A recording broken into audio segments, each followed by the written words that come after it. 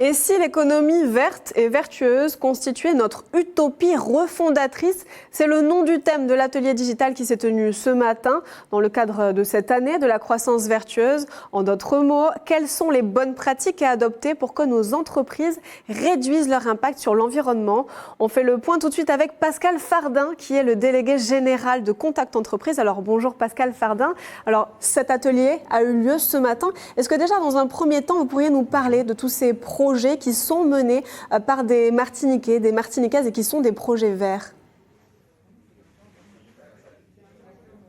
Oui, cet atelier, ce deuxième atelier sur une série de 4 ateliers vient vraiment marquer un moment important qui permet à différentes entreprises de toute taille, vraiment des petits porteurs de projets, mais aussi des entreprises de taille plus importante, d'échanger, de se parler, de parler des freins, de parler des opportunités, de parler des leviers.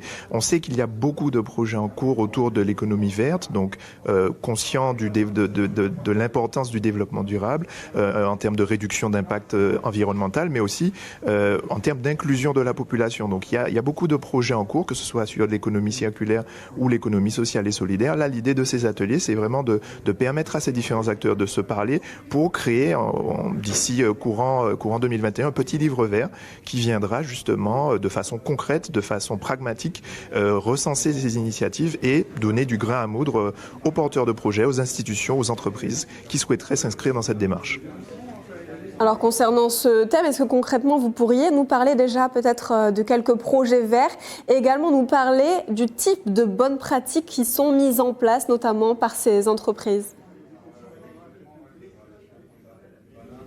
Oui, il y a sur les 2 premiers ateliers que nous avons organisés, il y avait vraiment un nombre de projets très intéressants. On pense notamment à l'initiative de Petits Cocotiers qui livre des paniers de légumes et de fruits d'agriculture raisonnée. On a cet exploitant qui fait de la banane bio et qui nous disait effectivement que son idée, et en ce moment il est dans une logique où il n'achète rien, donc ni engrais. Il utilise d'ailleurs des choses assez intéressantes, des poules et les déjections des poules pour créer de l'engrais. Donc du coup, on aurait potentiellement une agriculture qui n'achèterait rien venant de l'extérieur, que ce soit en termes de produits phytosanitaires ou d'engrais.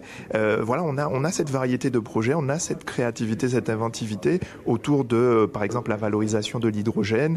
On a des projets autour du photovoltaïque. On a ce groupe qui utilise l'énergie photovoltaïque non seulement pour alimenter ses véhicules, mais aussi pour alimenter un bâtiment, pour alimenter ses débroussailleuses, puisque c'est une entreprise qui opère dans le service aux espaces verts.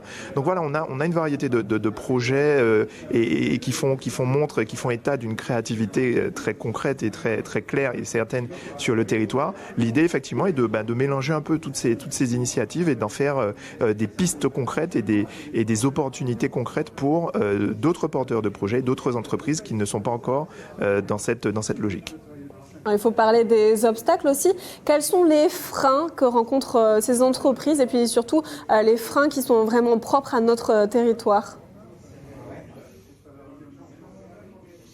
On a beaucoup insisté sur les freins et les obstacles aujourd'hui. C'était vraiment l'une des thématiques centrales de cet atelier. Ils sont variés. Alors ça ne surprendra personne effectivement en disant que les obstacles sont variés.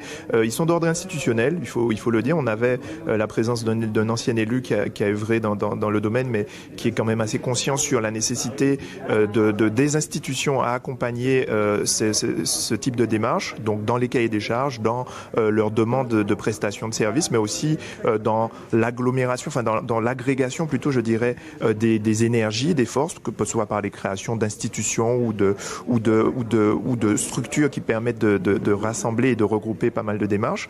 Donc il y a des freins institutionnels, mais aussi des freins en termes de consommation, d'habitude de consommation. Là, on se tourne vers effectivement le consommateur martiniquais qui est de plus en plus conscient, qui est de plus en plus vraiment à l'écoute de ces problématiques environnementales et sociétales et qu'on souhaite accompagner, qui souhaitent être accompagnés aussi dans ces démarches. Donc voilà, diverses catégories de freins qui ont été identifiés aujourd'hui et qui ont été vraiment sur lesquels on a mis l'accent plutôt pour effectivement les contourner et permettre avec le petit livre vert qui sera édité aux futurs porteurs de projets de les contourner de façon plus concrète. On a parlé aussi de financement avec la BPI. avec l'AFD qui était là sur le premier atelier. Donc voilà, on a vraiment sans tabou évoqué tous les freins et ils existent, mais on a essayé aussi évoquer les pistes de contournement qui sont concrètes, et avec la volonté de ces différents acteurs, il y a possibilité d'insister sur les opportunités et de contourner ces obstacles. Alors rapidement, d'une manière générale, on a bien compris que c'est une démarche qui est en cours, que vous accompagnez également ces entreprises. Mais est-ce que les entreprises martiniquaises, d'une manière générale, font un peu office de bons élèves, on va dire, si on se compare à l'échelle nationale? Alors est-ce qu'on est un petit peu à la traîne quand on parle d'économie vertueuse, d'économie verte? On n'a pas aujourd'hui de chiffres concrets qui permettent de statuer sur une bonne performance, mais l'une des conclusions de cet atelier, c'est que on a un terreau fertile et on a non seulement une population qui est prête à emboîter le pas des entreprises à être dans cette logique de consommation plus vertueuse, mais aussi des entreprises qui s'y mettent concrètement à travers leur démarche de réduction d'impact environnemental, à travers la valorisation de leurs déchets. On n'a pas de chiffres concrets pour se jauger par rapport à d'autres territoires. Je dirais que l'engouement qu'on perçoit en tout cas autour de ces ateliers, autour de ces démarches, il est manifeste, il est concret, il est certain, et ça nous permet d'être assez optimistes sur notre capacité à capitaliser sur ces énergies pour soutenir la dynamique, la soutenir parce que les acteurs existants sont nombreux. Peut-être ne sont-ils pas suffisamment dans une logique d'agglomération de leur démarche, d'agrégation de leur démarche ou de diffusion ou d'information, de communication. L'idée, modestement, notre idée, c'est de les accompagner, de valoriser davantage les démarches existantes et de communiquer sur le potentiel de ces économies circulaires, sociales et solidaires, vertes et vertueuses. Merci beaucoup Pascal Fardin pour ces précisions. D'autres ateliers sont prévus en 2021. Merci également à Johan Constant d'avoir réalisé ce direct.